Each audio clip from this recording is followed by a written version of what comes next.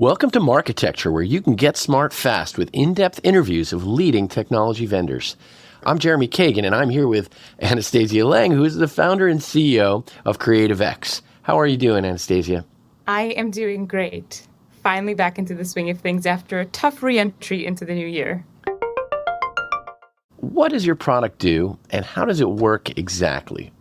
So, in short, what our product does is it analyzes all the image and video content that brands and marketers put out there, and it helps them understand, first of all, the creative decisions they're making across every piece of visual content they produce, but secondly, how those creative decisions actually impact marketing performance.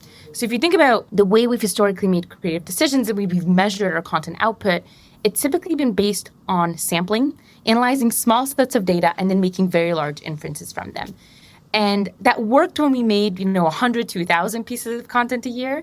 When you look at some of the big brands we work with, Unilever, Heineken, Bayer, Google, they produce hundreds of thousands, not millions of pieces of content a year. So our job and our technology job is to give them a truly representative view of the decisions they're making and how ultimately that drives business impact. And so when you're talking about that, are you talking about something sort of like, I've got two versions of a banner ad. One has a picture of the product and one has a picture of a happy customer. Which one's doing better? How granular in terms of the elements you're talking about? I imagine you're talking about the visual elements in the content and their impact? So we're talking about visual, the audio as well. We can look at the audio file as well as any text they're using. So we take all those three things and for us, they make up together what we view as the creative. Now, the thing you described is A/B testing, right? Looking at a piece of content, figuring out what's different, what's not. And I love A/B testing. We do it all the time internally. But it's actually really cumbersome and not very effective when you think about it for creative.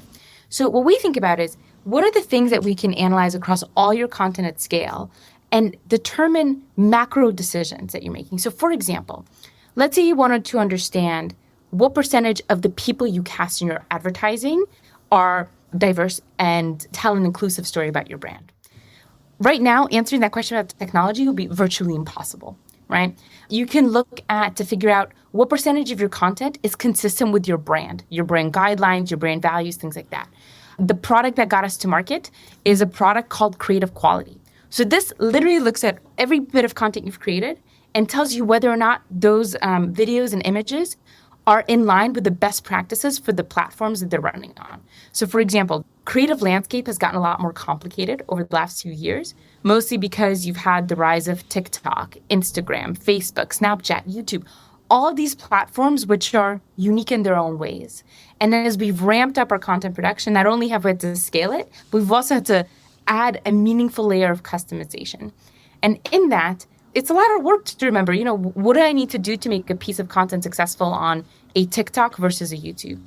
Our technology can remember that, scale that, analyze that for you, and actually help you make sure that you're meeting the minimum bar in order for that piece of content to be successful. So you're talking about like formatting specifications or actual performance-based measurements for each one unique for the client? All of the above. So, for example, and every platform will have their own cut of this.